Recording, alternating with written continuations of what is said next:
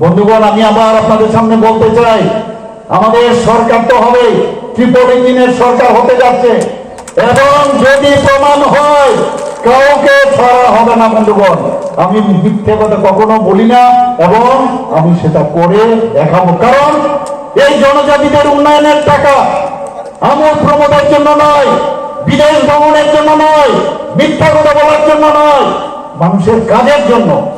আর বলছে টাকা দেই না, টাকা দেয় না, ঠকায় ঠকায়। 2024-25 অর্থ বছর আমরা কত টাকা দিয়েছি? কমিটেড এক্সপেন্ডিচারে আমরা কত দিয়েছি? আমাদের এই কমিটেড এক্সপেন্ডিচার বাদ দিলে আমরা 39.06% আমরা এই জনজাতি অধ্যুষিত এলাকায় আমরা দিয়েছি। বন্ধুগণ, শুধু তাই নয়, 25-26 অর্থ বছরে এবার 40%-এর উপরে আমাদের বাজেটে সেখানে জনজাতি অধ্যুষিত এলাকায় যাবে। বন্ধুগণ, শুধু তাই নয়, আমরা ওয়ার্ল্ড ব্যাংক থেকে 1400 কোটি টাকা আমরা নিয়েছি এই ট্রাস্টের মাধ্যমে। শুধু জনজাতি অধ্যুষিত এলাকায় তাদের ডেভেলপমেন্টের জন্য আমরা সেটা খরচ হচ্ছে।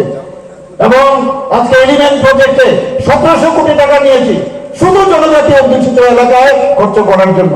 আজকে জায়গা প্রজেক্ট বলুন, আজকে ইন্দো জার্মান প্রজেক্ট বলুন, সব জায়গায় শুধু জনজাতি অধ্যুষিত এলাকায়। কিন্তু করবেন কি করে? কারণ এখানে তো অবস্ট্রাকশন, কাজ করতে দেয় না, খালি কিভাবে ঠকাই ঠকাই বলছেন, আর নিজেরাই আমাদের জনজাতি ভাই বোনদের তাদের ঠকায়।